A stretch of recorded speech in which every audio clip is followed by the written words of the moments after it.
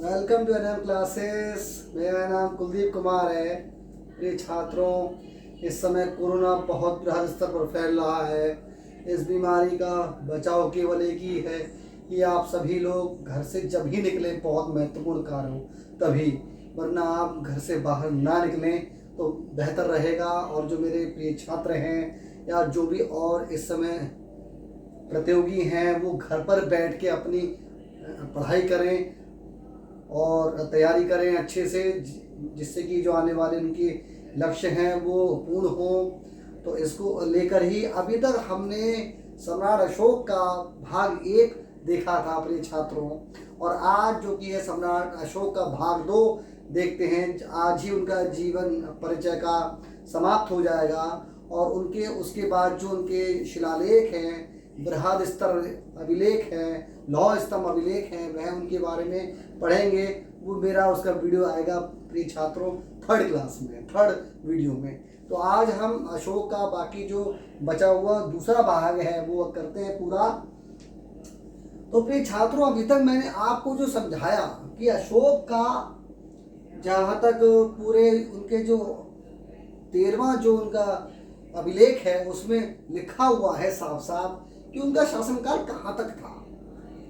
उधर लीबिया में जिसे सारेनिका कहा जाता था, उधर आपका एशिया में सीरिया तक था। तो मैंने आपको लास्ट क्लास में बताया था प्रिय छात्रों। तो सिर्फ और सिर्फ उनका जो बाद में बृहद स्तर पर जो साम्राज्य फैला है वो प्रिय छात्रों उनके धम्म से फैला है। तो कह सकते हैं ना, हम किसी पर जीत सकते हैं तो अहिंसा से, लेकिन अहिंसा से जब ही जीत हो सकती है जब हमारे दोनों के जितने भी जो भाग हैं, जितने जो देश हैं, सभी एक स्थिति में हों। यह नहीं जो कमजोर है, और कमजोर कभी अहिंसावादी नहीं हो सकता। कमजोर जो होगा वो कभी अहिंसावादी नहीं होगा प्रिय छात्रों। आप कभी देखना, जो ताकतवर होगा वही अहिंसावादी हो सकता है। लेकिन अहिंसावादी होने के लिए सभी को एक बराबर होना अनिवार्य है, तभी तो उस अहिंसावादी व्यवहार को हम उतनी मैच्योरिटी में आ सकते हैं। लेकिन उसके लिए हमें ज्ञान की, और हमें जो भी हमारे करुणामय हैं, जिनसे हमें ज्ञान प्राप्त हो सकता है, जिनकी हम पूजा करते हैं, उनसे हम शील अपनाएं। स्वभाव जो रहे हमारा शील रहे। अहिंसावादी होना सर्वप्रथम हमारा कर्तव्य होना चाहिए प्रिय छात्रों, क्योंकि व्यक्ति का जो चरित्र है वो सबसे ऊपर होता है, उसके सिवा उसके जीवन में कुछ नहीं होता प्रिय छात्रों। तो देखते हैं आज की क्लास में। तो ये देखिए आप अशोक के बारे में, जब वो कलिंग का युद्ध जीत के आए, और कलिंग का युद्ध जीतने के बाद मैं समझाऊंगा इसके बारे में कि कलिंग का युद्ध उनका कब हुआ, कब उन्होंने जीता, कहाँ उनका कैसा क्या था, बताऊंगा वो मैं नेक्स्ट क्लास में। लेकिन अभी जितना है वह मैं आपको बताता हूँ कि कलिंग का युद्ध जब जीत कर आया अशोक, तो इतना बिल्कुल व्याकुल थे, उनके हृदय में इतनी गतिविधियां चल रही थी, इतनी बातें आ रही थी कि आखिरकार उन्हें इस युद्ध में क्या मिला और उन्हें क्या खोया। तब उन्हें थोड़ा एहसास हो रहा था कि शायद उन्होंने कुछ गलत किया है। भले ही उनकी जीत हुई है, भले ही उन्होंने वो साम्राज्य अपना विस्तार किया है, लेकिन कुछ ना कुछ उनके मन में ऐसा एक आया कि जो उनकी माँ ने उन्हें हमेशा सिखाया था, धर्मा ने, कि पुत्र हिंसा से कभी जीत नहीं हो सकती। हिंसा से केवल आप पराक्रमी नहीं हो सकते, कभी नहीं हो सकते। पराक्रमी वही है जिनके कर्मों में, जिनके विचारों में अहिंसा है, करुणा है, वही पराक्रमी हो सकता है, वही जीत सकता है। किसी के स्वभाव को जीतना, किसी के विचारों को, अपने विचारों से किसी को हिंसा से नहीं, अहिंसा से वशीभूत करना ही एक जीत होती है। तो वो अपनी माँ की बातों को याद करते थे, उन्हें याद आ रही थी ऐसा कुछ मैंने गलत किया। तो जो 99 भाइयों को उन्होंने मारा था, उसमें एक भाई का बेटा था निग्रोध। तो निग्रोध केवल उस समय 7 साल का था प्रिय छात्रों, और 7 वर्ष का वो बौद्ध सन्यासी बन गया था। ये आप देखिए कि एक सन्यासी बनने के लिए, मैं सन्यास के लिए मैं आपको वो नहीं कहूँगा, लेकिन एक परम ज्ञान प्राप्त करने की कोई आयु नहीं होती प्रिय छात्र। उसके लिए आपको बस ज्ञान की आवश्यकता होती है, पढ़ाई की आवश्यकता होती है, तभी आप उस स्थिति को पा सकते हैं, उस परम स्थिति को पा सकते हैं कि क्या सही है क्या गलत है। और जो ज्ञान को प्राप्त करने के बावजूद भी जो सीट पर आके, अधिकारियों की सीट पर आके उसका उस लाभ का दुरुपयोग करते हैं, वो परम ज्ञानी नहीं हैं। वो लोग हैं जिन्होंने दुराचार किया है, वो उनके अंदर विचार आएंगे जिन्होंने स्वयं दुराचार किया है और अपने आप को श्रेष्ठ रखा है। और इसी को हमें तोड़ना, इसी चेन को हमें प्रिय छात्रों तोड़ना है। एक दिन ऐसा लाना है कि जो इक्वलिटी है, असमानता है, उसको समान स्तर पर लाना है। यही मानव का लक्ष्य होना चाहिए, यही एक अधिकारी का लक्ष्य होना चाहिए कि अगर हम सीट पर बैठ रहे हैं तो हम उस सीट का दुरुपयोग ना करें, उस जो अंतिम जो स्तर पर, अंतिम मार्ग में जो खड़ा हुआ व्यक्ति है उस तक पूरा लाभ पहुंचे। यही एक मानव का एक, जब आपका एग्जाम कहीं क्रॉस हो जाएगा और आप सफल हो जाएंगे, तो आप जब अधिकारी बनेंगे तो आपका प्रिय छात्रों यही लक्ष्य होना चाहिए कि जो अंतिम पायदान पे जो व्यक्ति खड़ा हुआ है उसे लाभ देना, उसकी सहायता करना। जब उसके दिल से जो आपके लिए स्वभाव या भावनाएं निकलेंगी, उनका कुछ आनंद ही कुछ और होता है, वो सबसे अलग है, वो पैसा भी नहीं। तो हुआ यही कि वो 7 वर्ष की अवस्था में जो उनका भतीजा था निग्रोध, उसे जब ज्ञान प्राप्त हुआ, बहुत सन्यासी बन गया, तो उसने इस तरीके से अशोक को कुछ ऐसी बातें बोली कि अशोक ने अपने सिंहासन से उतर के अपने प्रिय भतीजे को सिंहासन पर बिठाया और कहा कि तुम मुझे ऐसे ही बातें, ऐसे ही जो अपने विचार हैं सुनाते रहो, बताते रहो कि आपके अंदर क्या विचार है, वो उन विचारों को सुनते रहे। और ऐसा कहा जाता है कि महावंशा दीपवंशा, जो श्रीलंका के बहुत बड़े बौद्ध ग्रंथ हैं जिसे कहते हैं महावंशा और दीपवंशा, उसके अनुसार ये बातें हैं कि 7 वर्ष की अवस्था में जो उनका भतीजा था निग्रोध, वो उसकी बातों को सुनते रहे, उसके विचारों को सुनते रहे और अंततः वो बौद्ध धर्म में परिवर्तित हो गए। उन्होंने बौद्ध धर्म स्वीकार कर लिया, उन्होंने उस दया को स्वीकार किया, उस करुणा को स्वीकार किया। उन्होंने वह एक वाक्य कहानी थी, निग्रोध ने उन्हें सुनाई, जब अंगुलीमान भगवान बुद्ध के पास आया क्या, वो तो मारने के लिए आया था। उन्होंने कहा था मेरी 99 जो मेरी उंगलियां हैं वो आज शतक पूरा हो जाएगा, तो 100 उंगली करने के लिए वो मारने के लिए पहुंचा था। जबकि बुद्ध के जो शिष्य थे उन्होंने कहा कि आप इस मार्ग पे ना जाएं, एक डाकू है, वह बहुत खतरनाक है और वो आपको मार देगा, छोड़ेगा नहीं। तो उन्होंने कहा कोई बात नहीं, अगर उसका लक्ष्य जो है वो लक्ष्य अगर वो उसके अनुसार पूर्ण होना है तो उसे कोई रोक नहीं सकता। तब वे उनके सामने से गए और जैसे अंगुलीमान आया उसने कहा रुक जा, बुद्ध से कहा रुक जा। तो बुद्ध ने कहा मैं तो रुक गया हूं, तू कब रुकेगा। जैसे उन्होंने ये वाक्य कहा प्रिय छात्रों, मैं तो रुक गया, तू कब रुकेगा ये बता। वह सन्न हो गया। उसने जब बुद्ध से कहा कि मैं तुझे मार दूंगा, उन्हें अच्छा क्या करोगे मार के मुझे।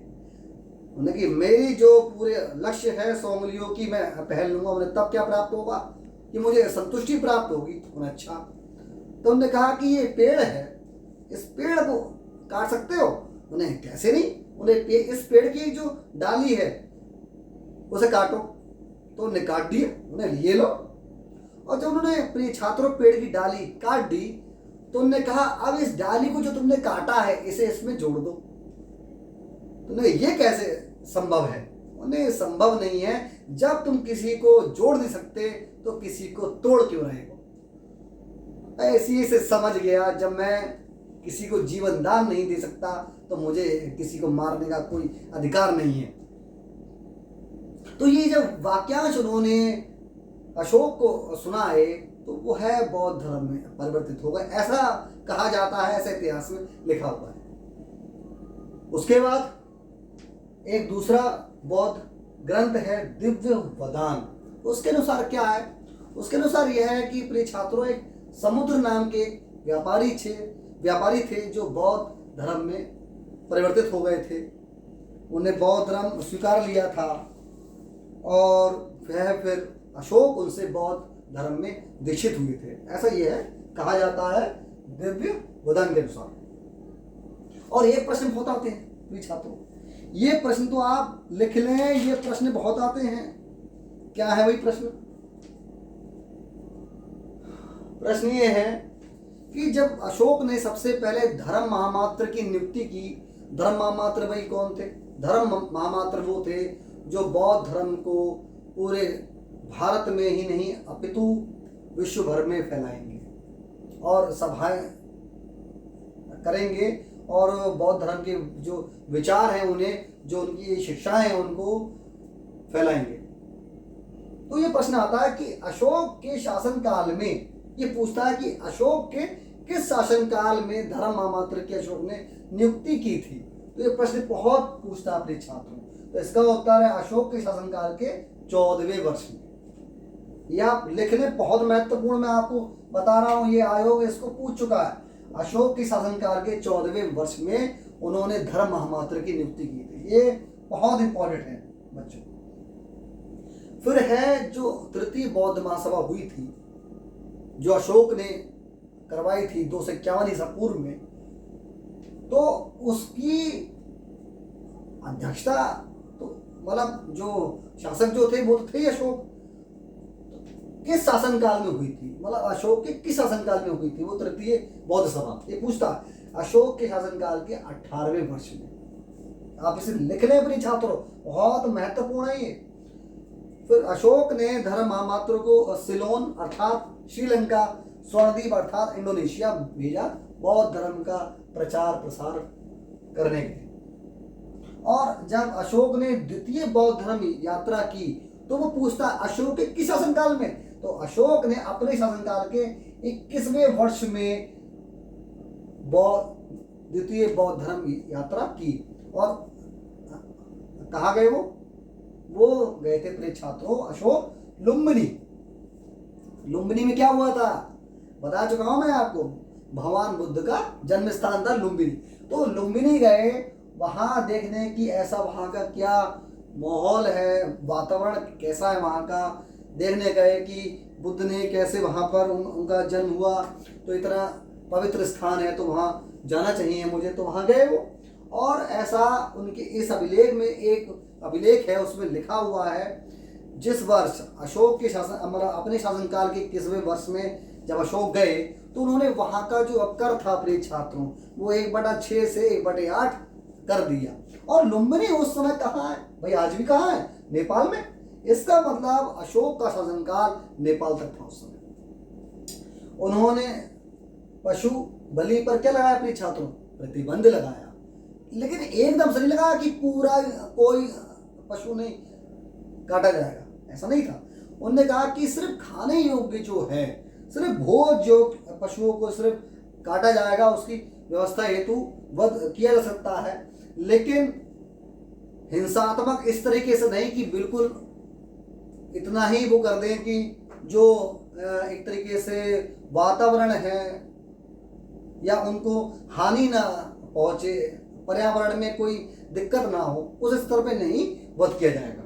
फिर अगला है उन्होंने धर्मशालाएं, अस्पताल खुलवाए अशोक ने।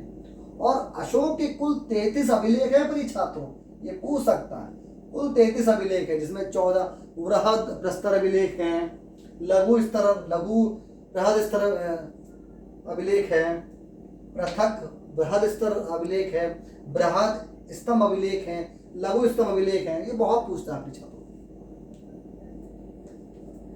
और जिन अभिलेखों में जो जानवरों की मूर्तियां बनाई गई हैं या जो स्तंभ वगैरह बनाए गए हैं, ये पूछता है कि वो किस पत्थर के बनाए गए हैं। तो बलुआ पत्थर के बनाए गए हैं। किस पत्थर के प्रिय छात्रों?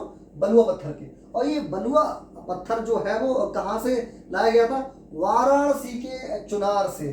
चुनार जो है प्रिय छात्रों आज ये सोनभद्र में आता है, इसकी जो लोकेशन है सही, तो वहां से ये लाया गया था बलुआ पत्थर। ये पूछ सकता है। और उसके अभिलेखों में जो भाषा यूज हुई है, जो लिपि यूज हुई है, वो प्रिय छात्रों कौन कौन सी यूज हुई है? ब्राह्मी, खरोष्ठी, प्राकृत, आरमाइक। आरमाइक जो है प्रिय छात्रों, ये जो लिपि है वो सीरियन लिपि है। सीरिया की जो भाषा है आरमाइक वो है। और यूनानी लिपि भी यूज हुई है। तो प्रिय छात्रों सबसे पहले इन अभिलेखों को किसने पढ़ा था? ये प्रश्न पूछता है कि जो ब्रिटिशर्स थे, जेम्स प्रिंसेप ने इन अभिलेखों को पढ़ा सबसे पहले। और कब पढ़ा? 1837 ईस्वी में। ये पूछ सकता है। जेम्स प्रिंसेप के द्वारा ये अभिलेख 1837 ईस्वी में पढ़े गए थे। आरमाइक जो अभिलेखों आरमाइक जो लिपि मिलती है वो किस क्षेत्र के अभिलेखों में मिलती है? ये पूछ सकता है। उत्तर पश्चिमी जो भारत है वहां के अभिलेखों में, जो अफगानिस्तान साइड के थे, जो जेड्रोसिया अराकोसिया साइड के जो उनसे वहां पर अभिलेख प्राप्त हुए हैं, वहां की जो अभिलेखों की लिपि थी वो प्रिय छात्रों आरमाइक लिपि थी, जिसमें शर कुना, ये यूनानी और माइक, इसमें दोनों मिक्सचर अब लिपियों का साक्ष्य प्राप्त होता है शर कुना में। और उनके जो अभिलेखों में एक अजीब बात है कि उनके अभिलेखों में बुद्ध की शिक्षाओं का कोई उल्लेख नहीं है। उनके अभिलेखों में प्रिय छात्रों बुद्ध की शिक्षाओं का कोई उल्लेख नहीं है, लेकिन हाँ उनसे संबंधित एक तरीके से वह विचार हैं, वह ज्ञान है। कैसे? जैसे बुद्ध की जो शिक्षाएं हैं, बुद्ध के जो अभिलेख हैं, बुद्ध के जो विचार हैं, उनमें सबसे ऊपर क्या है? करुणा, दया, परोपकार, दान, सत्यवादिता, पवित्रता और योग्यता। ये सब बुद्ध के ही विचार थे जो अशोक ने इनडायरेक्ट वे में उन अभिलेखों में प्रयोग किए। और उस अभिलेखों के माध्यम से उसने सबसे पहला सम्राट हुआ अशोक, जिसने शिलालेखों और अभिलेखों के माध्यम से अपनी प्रजा को अपने आप से जोड़ा। इसलिए अशोक को सम्राट नहीं कहते, सम्राटों का भी राट कहते हैं।